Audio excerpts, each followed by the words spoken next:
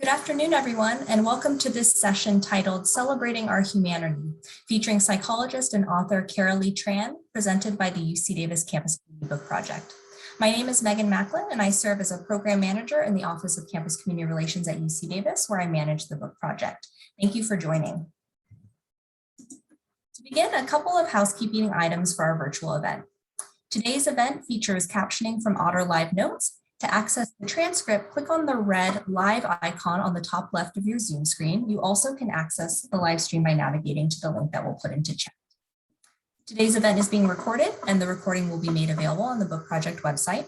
We encourage you to turn on your video. It's great, especially for our speaker, to see faces. And you are invited to ask questions or share comments in the chat at any point during the event.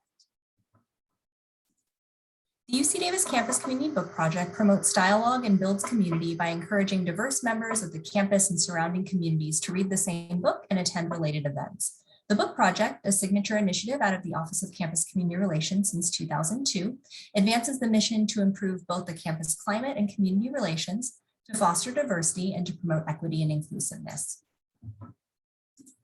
Currently in its 20th year, the book project in 2021-2022 focuses on the theme of social justice in practice and features How to Be an Anti-Racist by Ibram X. Kendi.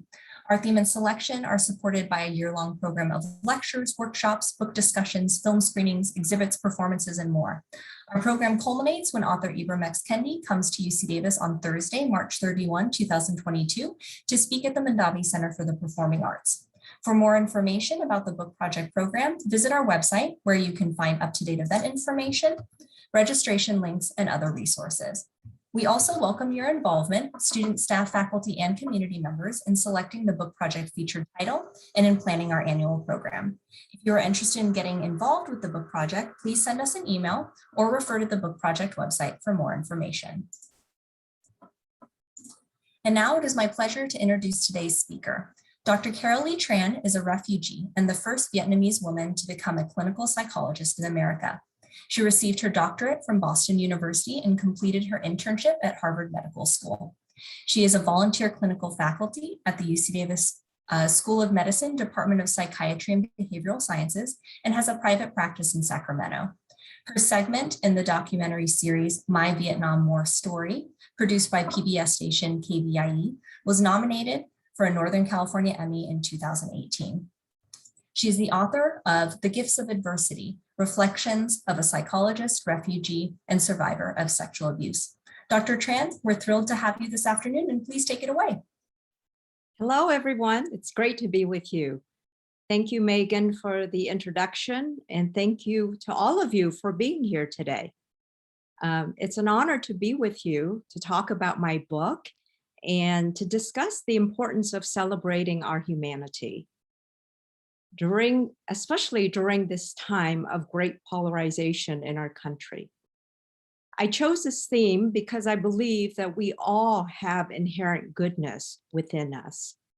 It seems that whenever there's some calamity or crisis, people want to come together to help one another. I also want to talk today about how we can take steps on a daily basis to celebrate our humanity by working on ourselves in various ways. Now, in my own life, I've been very fortunate to experience the kindness of others during some of the darkest times. I would like to illustrate this by taking you on a journey with me back to 46 years ago.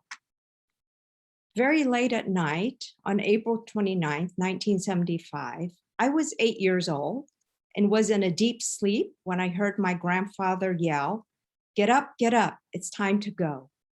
Don't turn on the lights."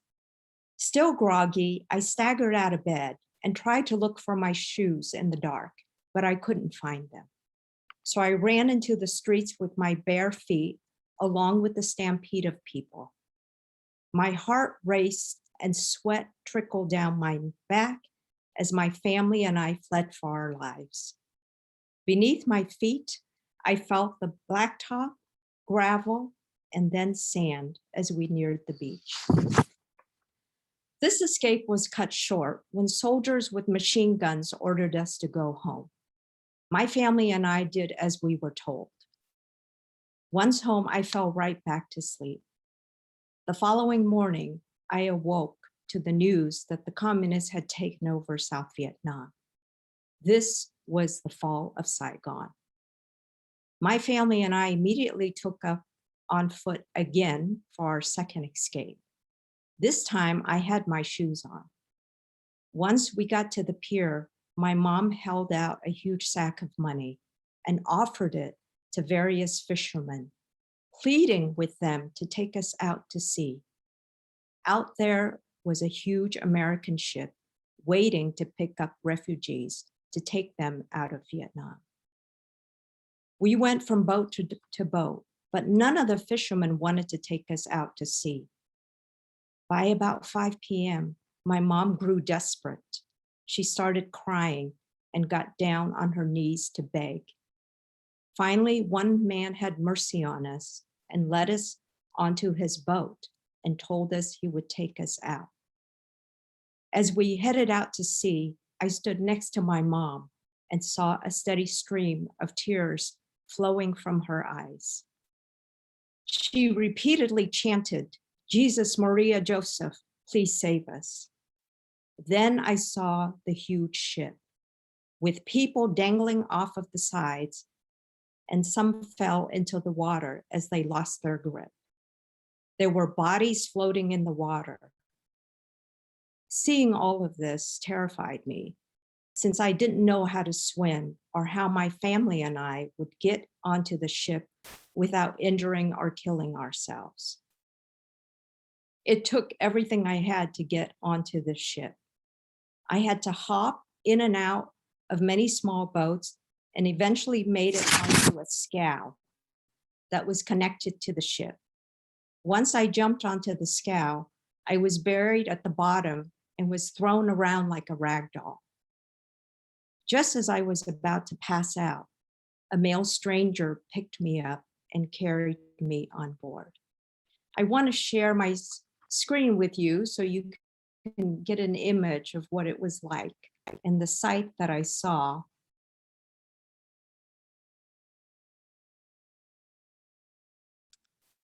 So this is what I saw when I came out to the ship. And what I want to point you to is there's a scow connected to the ship where people would get on and be transported up to the ship. And here's a picture of people dangling and bodies floating in the water.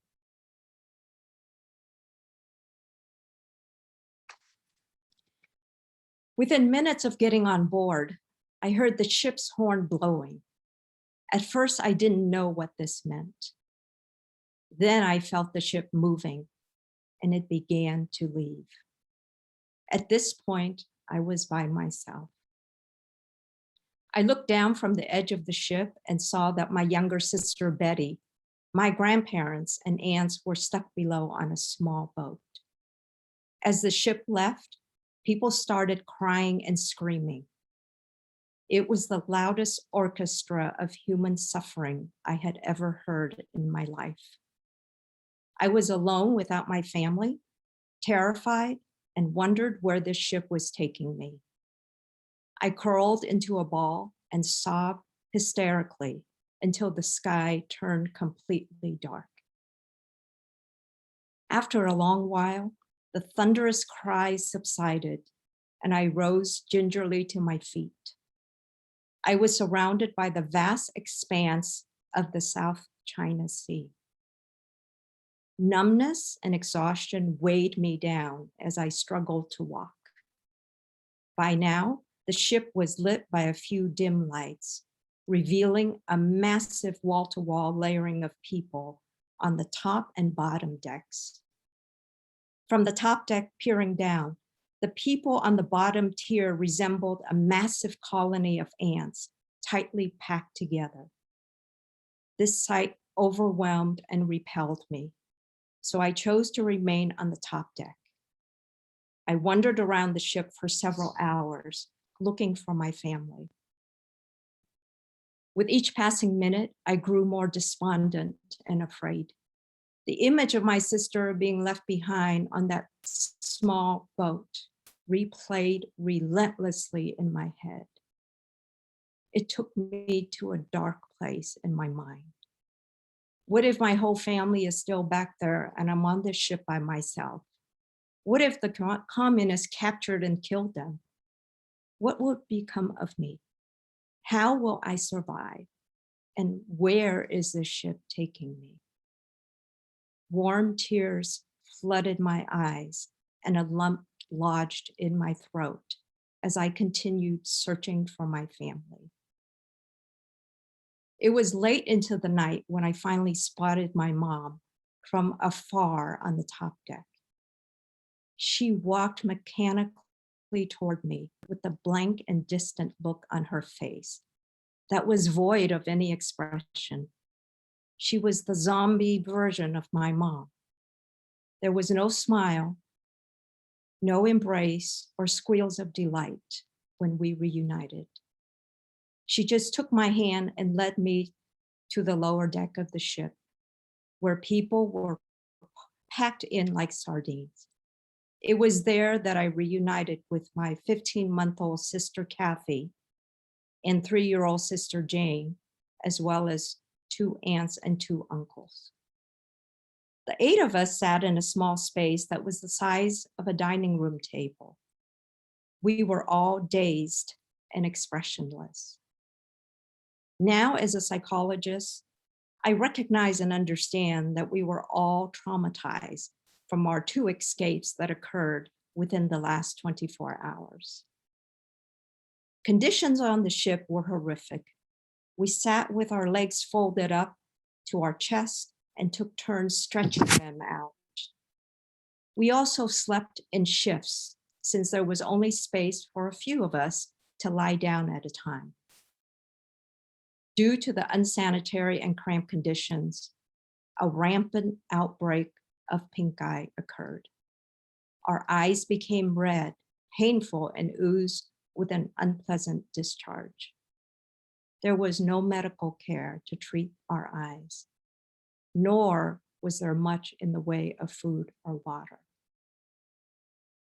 My 15-month-old sister, Kathy, had no milk and was slowly starving to death. Betty had the formula in her escape bag, but she was left behind with my grandparents. Kathy constantly puckered her lips while crying and moaning the word milk in Vietnamese. 2 days into the voyage, she became weaker and her cries grew more faint. She was slowly slipping away from us. Frantic, my mom went around the ship, begging other passengers for milk to feed her baby girl. Multiple times, my mom got down on her knees, sobbing and pleading. Please, anyone, please have mercy. If you have any milk, please give her some. She will die without it. Eventually, one woman offered some of her baby's formula to Kathy. This woman's amazing expression of humanity during our darkest hours saved my sister's life. We disembarked the ship after 5 days, once we arrived on Guam Island. Then we stayed in 2 refugee camps for 1 year until a Christian church sponsored our family. Dr. and Mrs. O'Connor, who were church members, allowed me and my family of 8 to live in their 1-bedroom guest house. Again, we were fortunate to experience the kindness of people who showed their humanity in our time of need. But our adjustment to America was not easy. We had to learn a new language, and my parents had to work incredibly hard. My father, who was a major in the Vietnamese army, took a job as a janitor. He was spat on and called racial slurs by customers at his job. My mother, who gave birth to my youngest brother 5 months after we arrived in Lafayette, California, went to work 2 months after my brother was born. She worked 12-hour shifts as a cook and a housekeeper, but was only paid for 8 hours work. Being the oldest of 5, I took care of my younger siblings, and we became a team. We took care of one another, studied hard, and did all the household chores. In the process, we were bullied, faced discrimination, and multiple obstacles. Through it all, we managed to persevere and created a good life for ourselves in America. In my book, I write in more detail about my escape out of Vietnam, the joys and challenges of integrating into American society, and the multiple ways we benefited from people's kindness and their expressions of humanity. It was because of these acts of kindness that I felt compelled to write my book and make my documentary entitled My Vietnam War Story. The catalyst for both of these projects came in 2016 when I saw children being separated from their parents at the border. Seeing this inhumane treatment triggered me and compelled me to try to do something to help these refugees. I wanted to rebuke Trump's negative depictions of refugees and felt the need to speak out to cultivate greater understanding, compassion, and respect for them. I also wanted to humanize the plight of refugees and highlight their courage and resilience. This effort is especially relevant today as we witness the suffering of our Afghan and Haitian brothers and sisters who have had to flee their homelands. I also wrote my book because I wanted to reveal the destructiveness of war and the suffering that comes with it. And as a refugee and a survivor of pre-sexual abuse, I write about how the abuse affected me, how it wreaked havoc in my marriage, and how my husband and I worked together with the help of a therapist to save our marriage. I share these very intimate details to give hope to other survivors and to their partners. The purpose of my book is to transform my adversities into something that can be helpful to others. My book is not only about the traumas my family and I have faced, but also about hope, resilience, and the power of the human spirit to survive and thrive under the most difficult circumstances. In it, I also recall some funny experiences, like how 2 weeks after arrival to the US, we heard a loud knock on our door. My dad opened the door, it was dark, and we saw people in costumes with blood running down their faces. My father said in his broken English, "What do you want?" They said candy. So my mom ran into the kitchen and got the big bag of candy and gave it all to them. We found out the following day what Halloween was all about. While it's funny to think about it now, in fact, it was quite terrifying at the time. I hope that you'll have the opportunity to read my book. And I want to share a picture just to show you the before and after.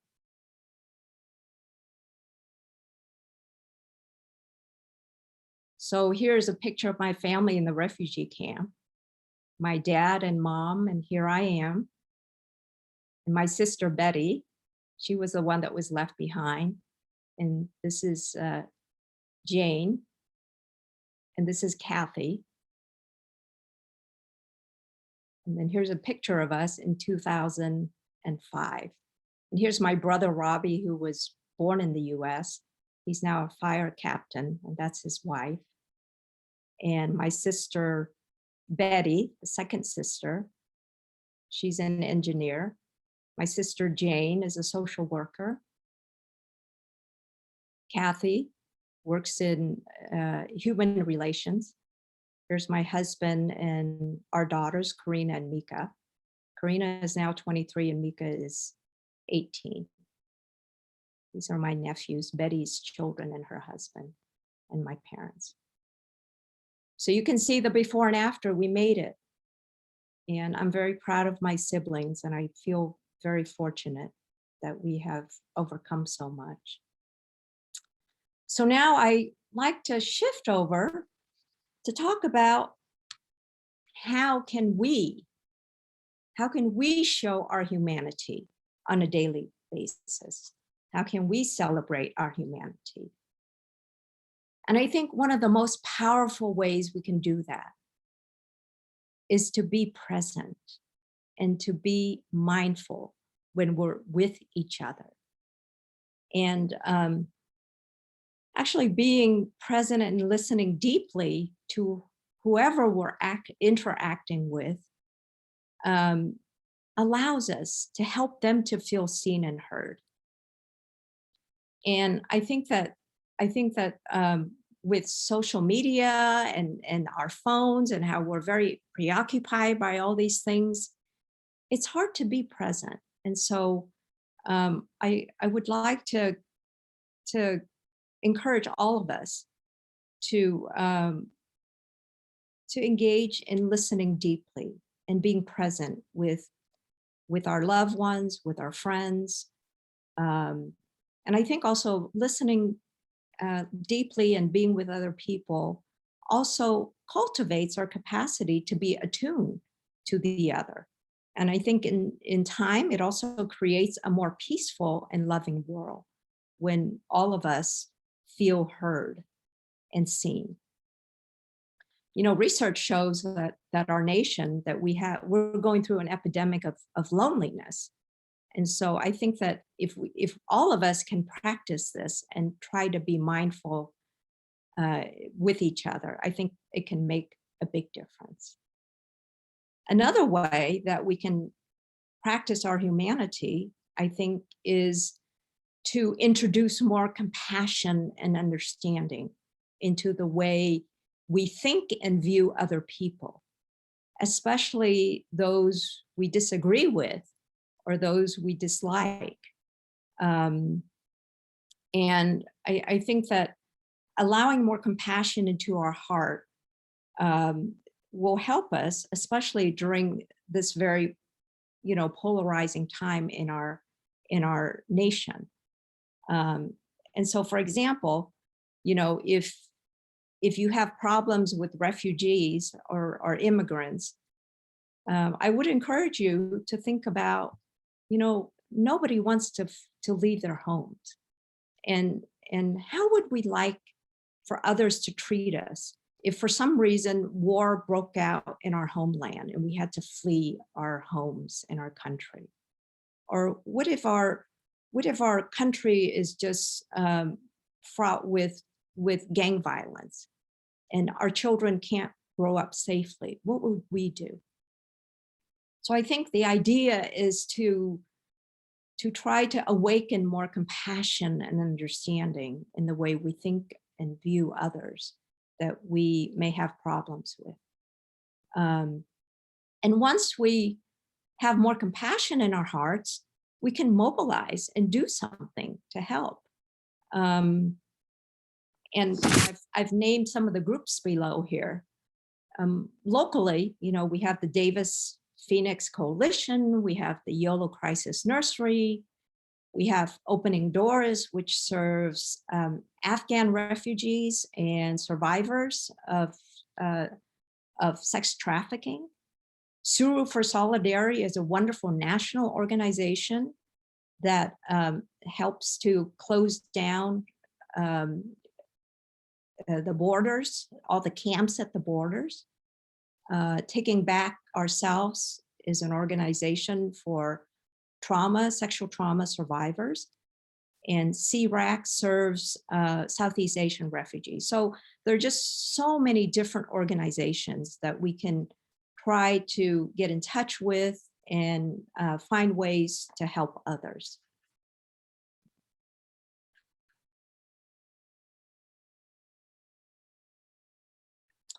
Now, I'd like to end by asking you to join me in acknowledging our nation's complicated history, because change requires our humble acknowledgement of our present and our past. America has had a long history of dehumanizing and oppressing various groups. This was done to women and people of color to deny them the right to vote, to Indigenous Native Americans to strip them of their land, to African Americans who were enslaved and denied every right, even after the emancipation, to Japanese Americans who were interned during World War II, to interracial couples whose marriages were illegal until 1967, to the LGBTQ plus community to deny them of the right to choose who they love, marry, and have children with.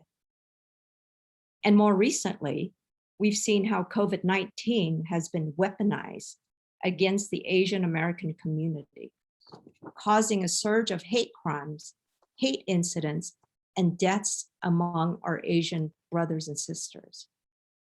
I've been a victim of multiple hate incidents within the past 4 years and wrote about one of them in my book.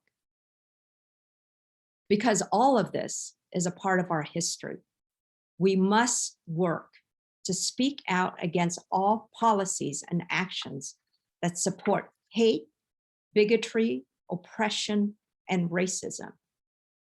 This disease of hate and racism is so malignant, pervasive, and insidious that it takes all of us to combat it.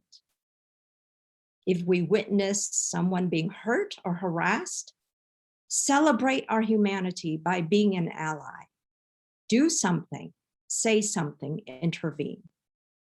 Celebrate our humanity by joining efforts to help refugees, stop Asian hate, stop police violence, free children from detention centers, fight systemic racism, and resist efforts to curtail our voting rights and a woman's right to choose. The list goes on and on. We have a lot of work to do. So let us illuminate, manifest, and celebrate our humanity by doing whatever we can to fight for race and social justice. I believe that at the end of the day, it is our humanity, our activism, and our basic acts of kindness towards one another that can be the most powerful medicine to heal our deepest wounds and to make our world a better place. Thank you so much for having me. And at this point, I'll take questions. Thank you so much, Dr. Tran, for your presentation. So welcoming folks to ask any questions or share any comments, you can use the chat function in Zoom, or you are free to raise your hand or to go ahead and unmute yourself to ask your question.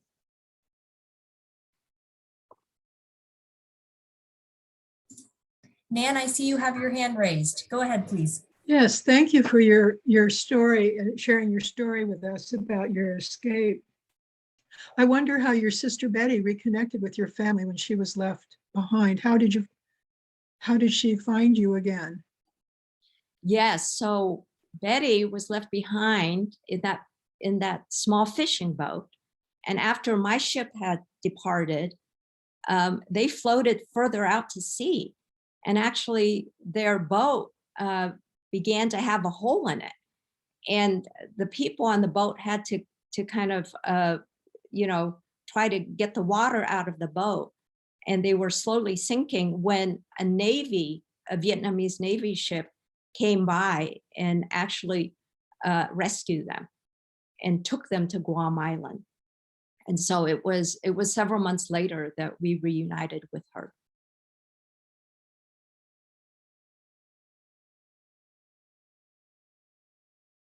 And it was the same thing with other family members. My father, if you read in the book, he had been separated from us. And so he was escaping on his own because he had to stay in Saigon to continue to serve the country. And so in the book, I write about how we reunited with him.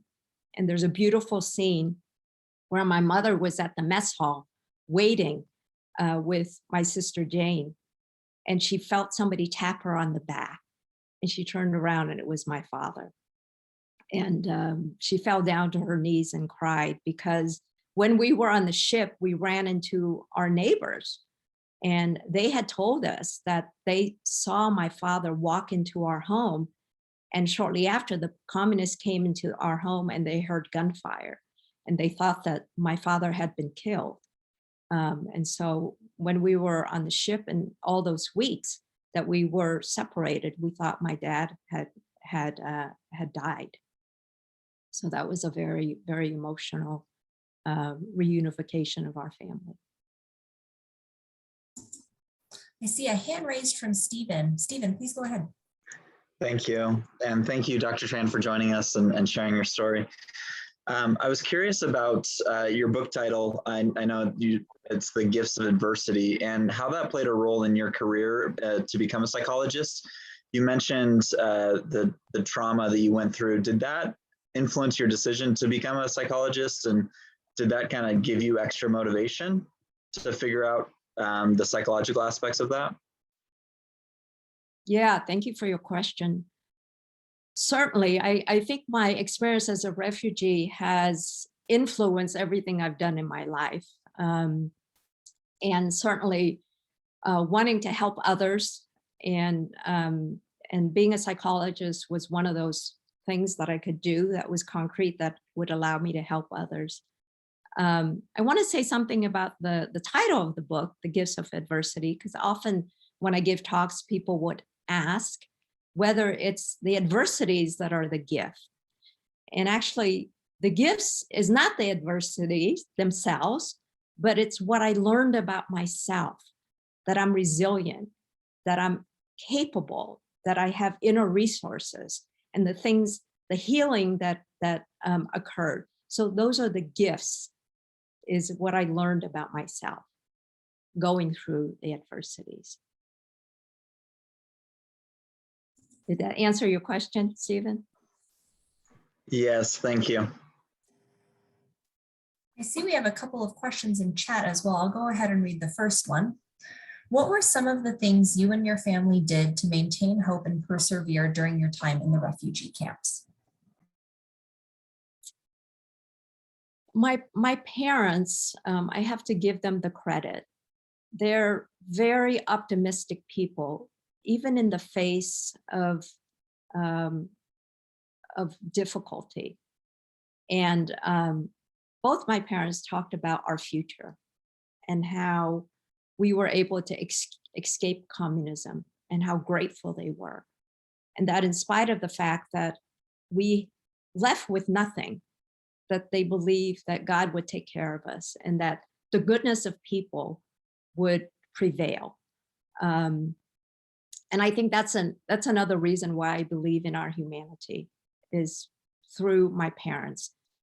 While we were in the camps, my father worked for the Red Cross, and his job was to go around the camps to talk to unaccompanied minors. These are children who escaped without their parents and who were orphaned or were separated from the parents. And what he did was he connected them with the Red Cross so that they could be sponsored and to be adopted. So so I would say that my parents were the inspiration for looking into the future and not losing hope. Thank you. Another question in chat. When writing the book, did you interview or talk much with your family members? Were they able or willing to talk openly with you? Good question. Yes, I did talk to multiple family members to make sure that my memories were correct. And remarkably, it was quite correct. I spoke to my aunts, my uncles, my mother. By the time I wrote my book, unfortunately, my dad had passed away. But yeah, they were all very helpful in talking about it. some parts were very painful for my mom to talk about, but I'm very grateful to her that in spite of how hard it is to bring up the past, she persevered with me, and she did concur the memories that I had.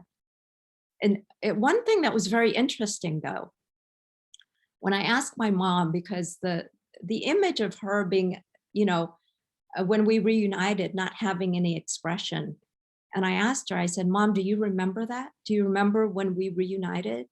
And she said, "I have no memory." And so I think it was, it's very interesting.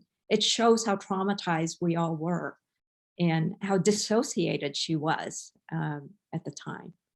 So. I have a kind of a follow-up question to that last question. The last question in your response, you were talking about talking to family members who perhaps had lived alongside you in these experiences. How have you talked about these traumatic experiences with the younger generation, with your children, for example, or with folks who perhaps weren't there? What are some things that perhaps you've been thinking, you have thought about in having those conversations? Yeah, my kids grew up hearing about my family history. And the thing that I did not talk about was my history of sexual abuse to my younger daughter. And I shared that with her, I believe, when she was in her early teens when I was writing the book. But in terms of our family history of our escape, my children grew up knowing about it, feeling proud of it. And I always made it a point to remind them that they come from resilient stock, and whatever it is that they will go through in their life, hopefully knowing that they come from a strong family will help give them strength to go through whatever it is that they have to go through. So I've used our history to help my children feel a sense of pride in their family.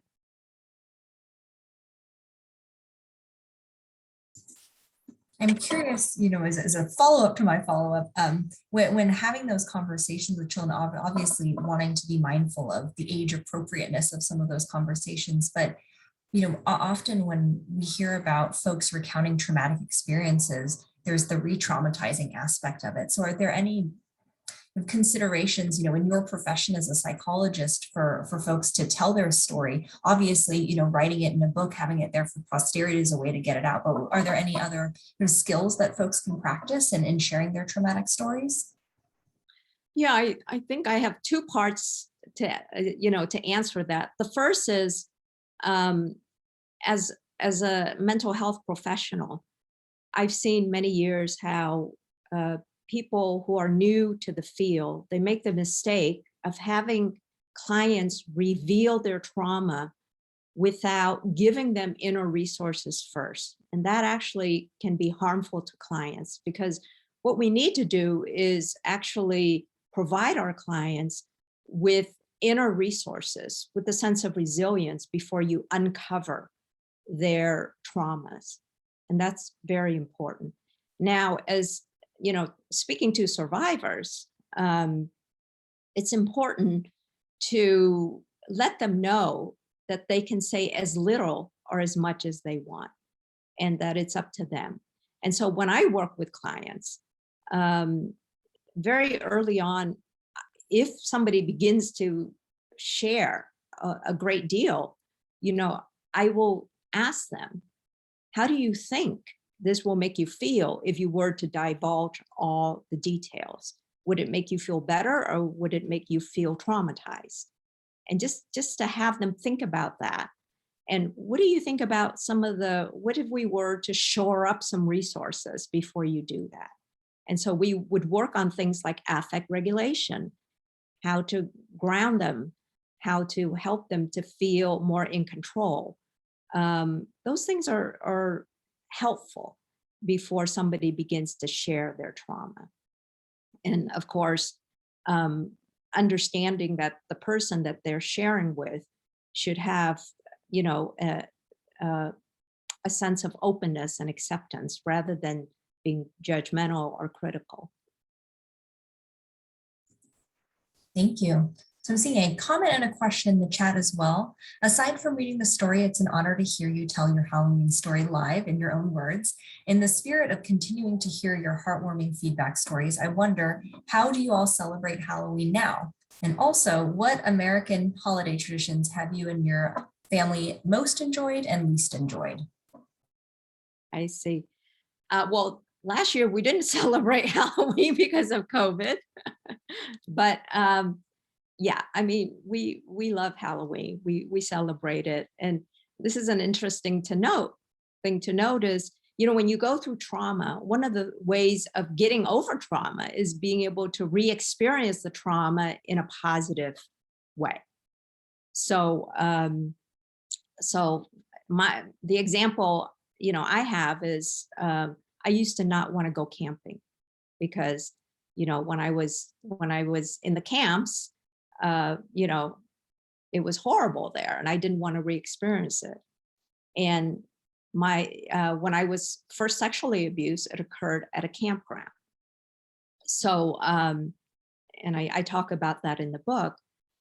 But what has been very helpful is, in spite of me not liking to go camping, my sisters and my family, they've taken me glamping, where you go camping, but in a really nice, you know, where you're not roughing it very much, and you get to stay in nice heated tents or whatever. So that's helped me to like camping more. And so that's an example of how re-experiencing the trauma in a more positive way, where you feel safe, where you feel loved, where you feel secure, can help you overcome the trauma. My favorite holiday in America is Thanksgiving, because I tend to live in the spirit of gratitude, and I think it might have something to do with my experience as a refugee. And so I always host Thanksgiving at my house. It's my favorite holiday. Another question from the chat. As a refugee, how has assimilation played a role in coming to a new country, either positively or negatively?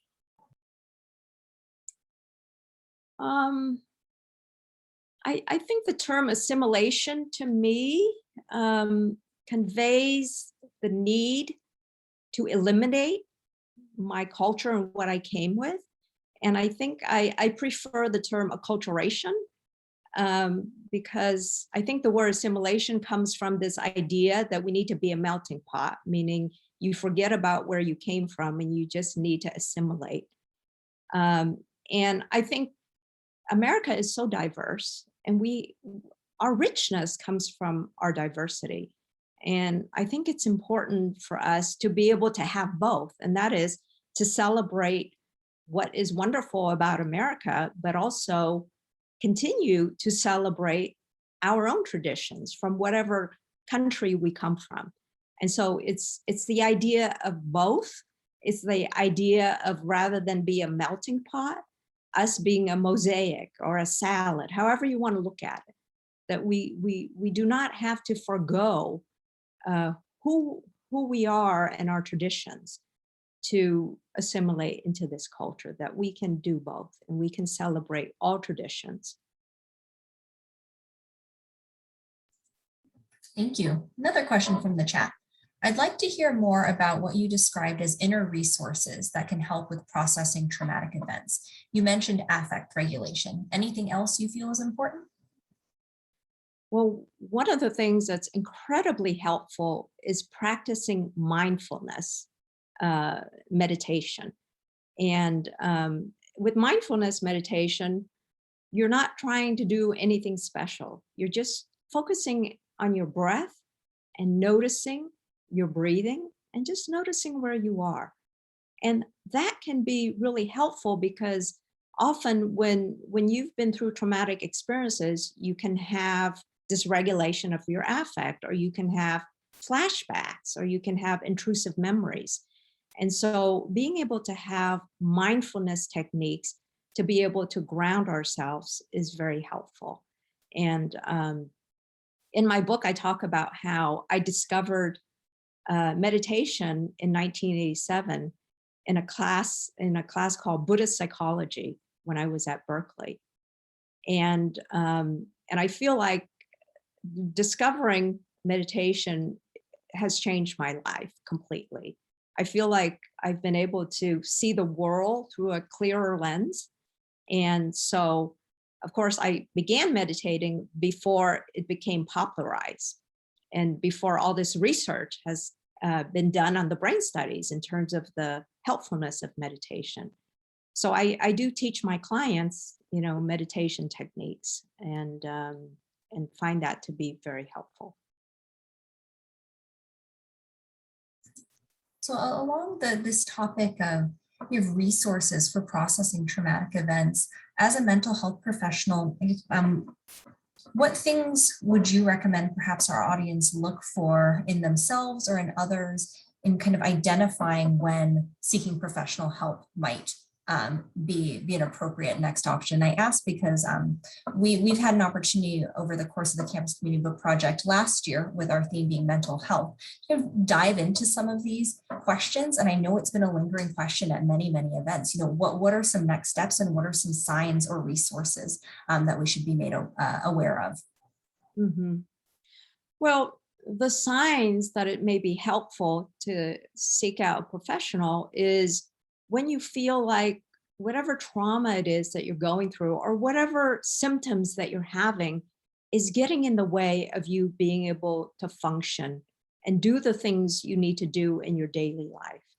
So, if you're feeling depressed and you're finding it hard to wake up and get out of bed and go to work, it's important to reach out for help. So any time when we feel like our symptoms are getting in the way of us being able to function day to day, it's important to reach out for help.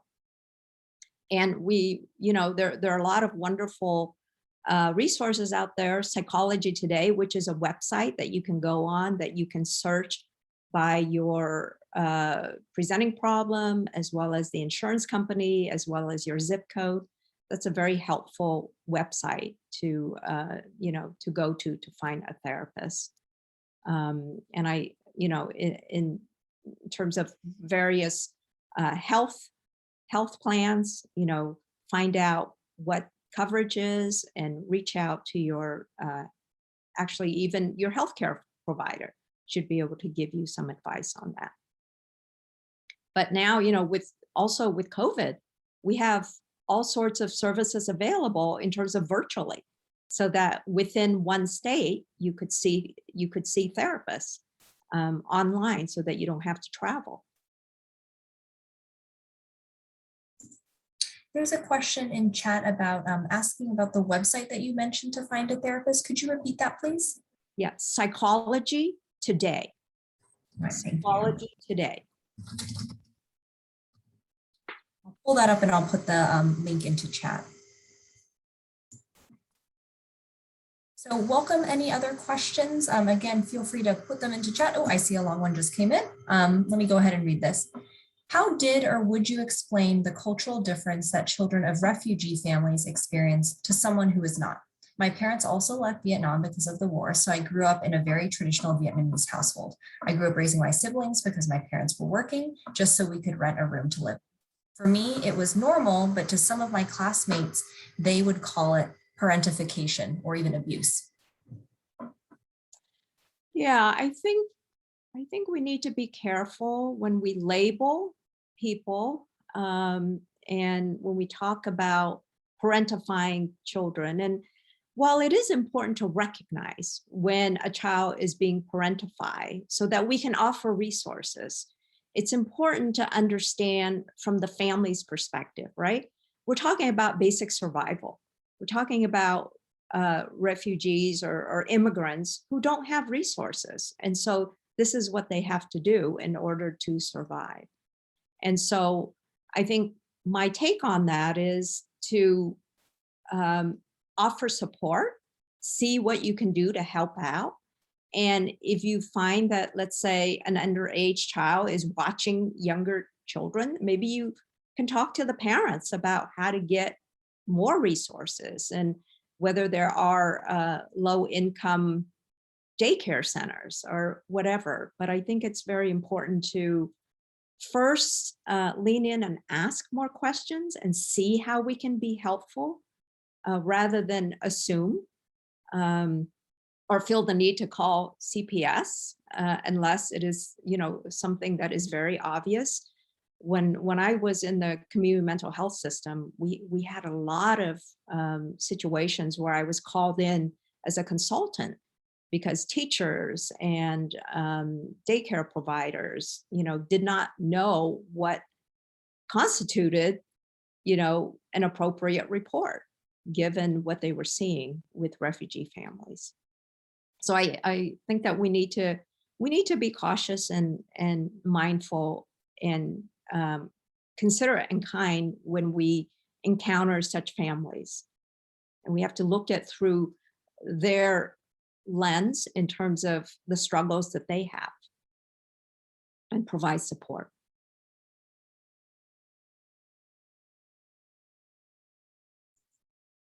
I'm wondering if you could speak a little bit more to gratitude. So, we're approaching fall season, and I think it's a time when people perhaps focus on gratitude when maybe they weren't focusing on it a little bit more. So you talked about how you practice gratitude in your personal life. Can you speak more perhaps to that? And then also how you maybe encourage gratitude in your work as a mental health professional and where that kind of connects to mental wellness? Mm-hmm. Great question. Well, gratitude is a wonderful resource for all of us because research shows that people who live with the idea of gratitude at the forefront of their mind, they're actually happier and they live longer. And so an example of how I practice that in my practice is that for clients who are struggling with, and this is particularly the case with people who may be depressed or anxious, So a homework assignment may be, well, each day when you wake up, or maybe in the evening, whenever you want to do this exercise, think about 2 or 3 things that you're grateful for. And the reason why this exercise can be so powerful is if we tend to be depressed, or we tend to be anxious, or we tend to think negatively, which is what the brain tends to want to do, by shifting our mind to trying to think about what we're grateful for, we're actually shifting our way of thinking and encouraging ourselves to focus on the positives rather than the negative. And so how I practice this is, I meditate every morning and every evening. I begin my day with meditation and I end it with meditation. And usually to end it, I'll just think about something I'm grateful for. And it kind of carries me through the day and helps me stay grounded. And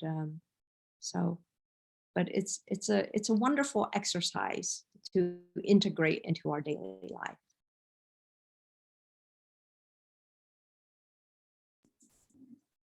So I think we have time for perhaps one more question from our audience. So again, feel free to put something into chat, or if you want to unmute yourself and ask your question to Dr. Tran, feel free to do so.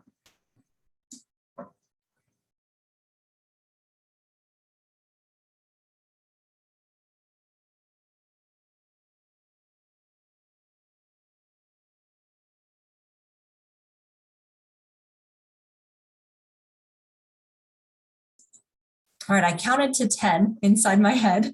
I'm not seeing anyone raising their hands or posting anything into chat. So I want to just thank you, Dr. Tran, for your really moving presentation, for sharing about your story. You and I had a chance to talk about this before the event started. As a parent of young children, it was just really heartbreaking for me to hear your story, and made me think about how it's not I'm probably not the only person who had that experience. So thank you for sharing your vulnerability with us. And then also for giving us some practices that we can take, some skills that we can practice in our own lives. So thank you so much for joining. So I'm going to end by sharing some information with our audience about what's upcoming for the book project. The first thing that I want to mention is that this event is being recorded. A recording of the event is going to be made available on the book project website, and I've put a link into the chat for where you can find event recordings. I also want to invite folks to attend our next virtual program from the Campus Community Book Project. Next Wednesday, November 3rd at 3 p.m., we will be welcoming Joseph Martinez, who is the Student Expression and Campus Activity Coordinators at the UC Davis Center for Student Involvement, to give a talk titled The Journey for Liberation and Free Speech at Public Universities. You can register on the Book Project website for this event, and all are welcome at it. In addition, we certainly welcome your feedback on today's event. And we hope that you'll have an opportunity to complete a brief survey, which you can access via the QR code or the web address that I'm going to be putting into our chat for us. As an incentive, and thank you for your participation in this event survey, we are offering a ticket giveaway, and you'll have an opportunity to enter into a prize drawing for a ticket to see this year's book project featured author, Ibram X. Kendi, at the Mondavi Center on March 31st, 2022. So again, thank you everyone for joining us. Thank you to you, Dr. Tran, for your presentation, and wishing everyone a wonderful day. Thank you. Bye-bye.